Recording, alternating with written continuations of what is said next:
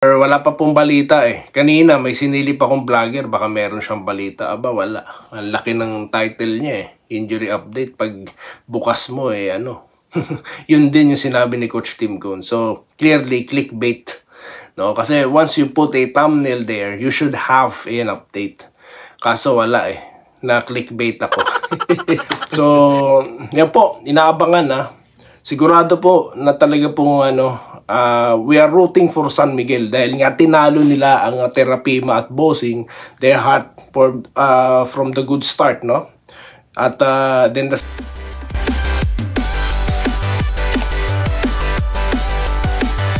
ayan, so welcome back po no, dito sa Denrica at Toy TV Sports. At ang ating po pag-uusapan ay ito pong hot start no San Miguel. Komentuhan lang po natin, okay? At ang kanilang inaabangang banggaan no against Eastern, okay?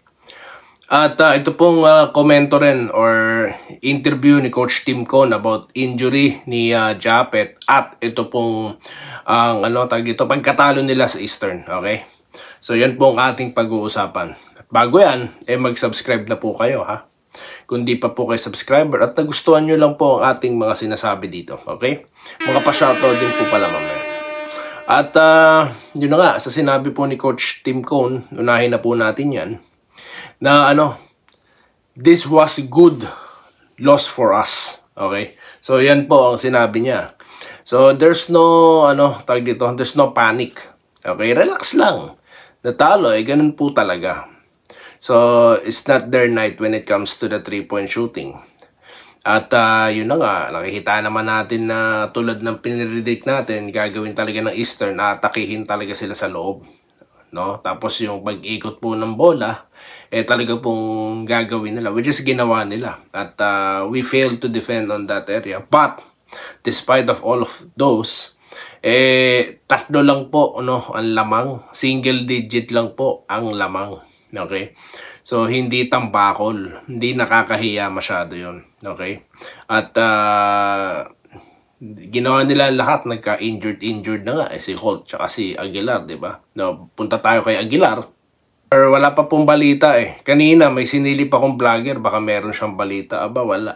Ang laki ng title niya eh. Injury update. Pag bukas mo eh, Yun din yung sinabi ni Coach Tim Cone. So, clearly, clickbait. No? Kasi once you put a thumbnail there, you should have an update. Kaso wala eh. Na-clickbait ako. Ganun lang talaga.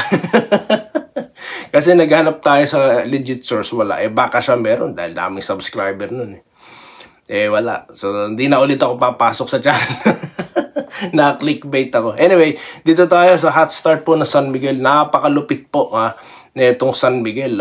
Simula ng pinalitan ng coach, tinalo po nila ang Terrapima Jeep at ang Bossing. Ayan, grabe. Hot start po sila ha. At, well, tawag dito, talaga pong inaabangan na, okay? Yan pong bakbakan nila ng Eastern dahil biruin mo, malalaking kupunan na po ang nabibiktima ng Eastern or ang tinatalo nila, okay? Tinalo po nila ang tropang Giga, di ba? Doon nga po pinatunayan ng katapangan ng mga taga-Giga, di po ba? Tapos ito pang Hinebra. Pero yung mga hindi sila umubra sa mga bataan ni Coach Yengyao. Good for us, no? Kasi mga po, tandaan natin, every team na lalaban against Eastern is representing the league and representing our country. How good our team here in the PBA, no? Or sa ating pambansang liga, di po ba? So, yung pagkatalo po ng Hinebra na pinagtawanan daw ng mga fans, sumagot na po ba? Sino po bang fans yung binabanggit doon? Hindi po kasi fan yun, mga haters yun eh. Okay? Hindi ko maintindihan kung bakit, tawag dito, kung bakit ayaw nilang sabihing hater. Bakit fan? I don't think may fan ditong Eastern. Fan po ba ng PBA yun? Kung fan kayo ng PBA at natatalo ang team ng PBA at natutuwa kayo, anong klaseng fan naman yun? Di po ba? No? Yun lang po, no? As vlogger, dapat, or kayo, mga viewers, tinitimbang nyo rin kung anong klase ba ang inilalatag sa inyo. May sustansya ba ang mga topics? Mga storyteller, vlogger, in particular, maglalagay ng mga thumbnail dyan, wala naman laman. Storyteller lang. Natawa talaga ako. Sabi ko, ang bihira, di na ako natutuwa. Kasi baka lang naman kasi magko-content na po ako para ma-share ko. Pero syempre, iba-validate ko din kung yung balita niya sigurado, di po ba? So, yan po, inaabangan na. Sigurado po na talaga pong we are rooting for San Miguel dahil nga tinalo nila ang Terapima at Bossing, their heart from the good start, no? At then the same time, mukhang inspirado sila dahil makabago yung kanilang coach na si Coach Leo Austria. Okay? So matagal na po nating kilala as coach yan. Kasi nga po, di ba dating coach ng Wellcoat yan. So from the PBL, pinapanood ko na po yan. Coach pa nga dati ng Chowking yan eh. Di po ba? Oh, kaya nga po, I know him very well as a coach. Talagang magaling yan eh. Okay? So, evidently yan, ha? Okay? Sa mga taga San Miguel, congratulations po sa inyo. Okay? So, dito naman po tayo. Hindi ko sasabihin, na yung katulad ng ginagawa sa Ginebra, na mahina lang daw ang mga nakakalaban ng Ginebra. Hindi ko sasabihin yun. No? Hindi ko sasabihin yun. Lakas-lakas ni Vic Manuel, eh. Ha? Okay? Sa Bossing, lakas-lakas ni Chris King. Chris King ba yun? Sorry, kalimutan ko. Si King, no, import nila, tsaka si Bearfield. No. Hindi. So, yun lang po. So, dito shoutout na po tayo. Natigilan tayo. Shutdown tuloy. Shoutout po tayo, ha. Okay, dito po tayo kay Adrian Ligado, no, na sapol ang mga makikitig ang utak. Sa Real Talk. Yun na nga po, sabi ko nga, paano naging, ayoko na lang po magpaulit-ulit. Shoutout na lang po kay Sir Adrian Rigado. Salamat po. Kay Rolando Bangit, Cubs, okay lang ganun. Talaga may nananalo, may natalo. Yes, yun nga. That's what I'm saying. Di po ba, sir? Tama po. Salamat sa inyo. Ito po si RP Longmark. Ayan. Weak po kasi ang depensa. Depensa ng Ginebra. Nalimitahan sila sa 3 points. At marami silang error. Yun na nga po We seen that against TNT. No, so parang doon wala pa rin nagbago, no? Parang alam mo 'yun. Yun yung sinasabi ko 'di ba? Sa first half nila against Fuel Masters, alam nyo, sabi ko, kung ganun ang gagawin nila against Eastern, yan ang mangyayari. 'Di ba? Natambakan sila ng 10 to 13. Oh. So yun Yun ang obserbasyon ko Okay. Kaya nga kinontra ko yung mga haters na yan Pag nananalo ka sa Ginebra, nag-iiyakan yung mga yan. Ang sinasabi nila, sobrang lakas daw, no? Parity issue na naman sila. Pero pag natatalo, ayan, pinagtatawanan nila. Hindi nila, although, no, it's no excuses. Talo is talo, no? Hindi naman tayo nagpapalusot yan. Okay, pero yung na-injured yung mga player, tatawanan mo ba? I don't see anything, katatawanan doon, no? Na they give their everything, no? Hindi katulad nung iba, no?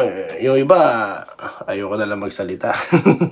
Ito po si Luis Gonzales, no? Okay lang matalo yung Ginebra. Yun. Yung mga tira daw di pumapasok, no? Corazon Alberto, okay lang kung matalo ang Ginebra, ganun talaga. May nananalo at may natatalo. Kami mga NSD, panalo matalo, NSD pa rin sila, no? Tayo, no? Of course, Juliet Managbag, no? Okay naman po si Brownlee. So, hindi po siya pabor, no? Napalitan si Justin. Well, okay naman po si Justin. Pero yung thinking po, na pagpahingay na lang muna siya. At we sub muna yung malaking import kasi nga injured si Jabel. It's not a bad idea, no? But it all depends sa situation po ngayon ni Jabel. Okay? Ito po, matalo manalo, jinking pa rin si Carlos Dizon. Yan. Natural lang sa laro, minsan natalo, sabi po ni Juliet Managbag. Yan. Jimmy Sumangi, no? Ingit lang yan, mga idol. Hayaan mo na lang sila, may bali, Ito po si Kiko Matos, kaya lang sila natalo sa 3 ng kalaban nila. Yun na nga kung pumasok lahat ng 3 points ng Ginebra, talo po Eastern. Wala pong pag-uusapan yan. Ito, puro super player, talo pa trade ulit. May nag-reply sa kanya, no? Ito si Romel Ortega, Harvest pa more. Puro superstar player talo. Malakas po kasi talaga Eastern. Okay? At kahit naman sinong malalakas na team, natatalo, dream team nga na. Na dati hindi dream team nila nila Jordan 'di ba yung US 'di ba natatalo kasi nga maganda yung sistema noon, which is inimprove na ngayon ng USA basketball, 'di ba? Nakapagsabayan na ulit sila. Hindi po porket malalakas yung player. Yung ball 5 lang po kasi sila diyan no? Tsaka yun sa sistema po talaga. At kung gaano po kalakas ang player, kung di naman po pumapasok ang tira. Di po ba? May mga off nights Lahat sila off night Anong gagawa natin? Salamat po, no? Dito po kay Kiko Matos, idol. Ako nga po, nanood po ako ng Hinebra kagabi. Nakita ko po yung basher kung ano-ano sinasabi nila. Kaya hindi ko na, wag nyo nang patulan, no? Ito po, si Neil Ora. Congrats, idol. Lahat sinasabi mo legit. Shoutout kay Neil Ora, no? Dito sa Masbate. Ayan. Minerva Jaba. Hello po, sir. Tama po, sir. Mga haters lang po yan. Abangan nila ang pagbangon ng Hinebra. O, di ba? Pabangon yan, Todoy. Kaya sa'yo, ako, nasa tama ka. Uy, salamat po kay Sir Felix. Shoutout po. Kay Rainy Basis, no? Ganun talaga ang laro, idol. May manalo. Yun po, masasabi mo. Yung mga fan po kasi ng Hinebra, kahit anong mangyari, sanay na po kami natatalo Hinebra, no? Dati nga, player namin, Wilmer Ong, Benny Cheng. Kaya pag nanalo Hinebra, tuntua kami yan. Okay? So ngayon kasi pinalakas. Kasi nga sobrang daming fans Diba? Pinaliwanag ko na po yan sa napakaraming beses na, no? Ito po si Chevron TV, boss. Wala lang magawa mga haters at passes ng Hinebra. Bakit nila pinagtatawa ng Hinebra? Hindi naman tambak. At hindi nakakaya ang pagkatalo. Off night lang at maalat. Yun nga po Totoo po yan, Sir Chevron TV, no? Tama lahat ng inyong mga sinasabi dyan. At tinatanggap po natin. At least hindi tayo, nananapak, no? Hindi tayo, tag dito, hindi tayo maangas. Hindi tayo umiiyak. Pag natatawa, tignan nyo naman si Japet. Na-injury na, dumepensa pa. So, yan po yung gusto natin makita. At wala po nakakatawa sa pag na-injured yung player for every game, no? Lalo na asset po ng Pilipinas si Japet, no? So, asset po siya, di lang ng Hinebra. Tandaan po natin, Gilas player po yan. So, yun lamang po guys ang ating napag-usapan at maraming salamat po sa inyong patuloy na panonood at pagkukomento at ipagpapatuloy po natin ng shoutout. Dito lamang po sa Denry Gadoy TV Sports. Muli, maraming salamat po sa inyong panonood. Salamat po sa panonood. Subscribe na para sa mga susunod na basketball at boxing videos.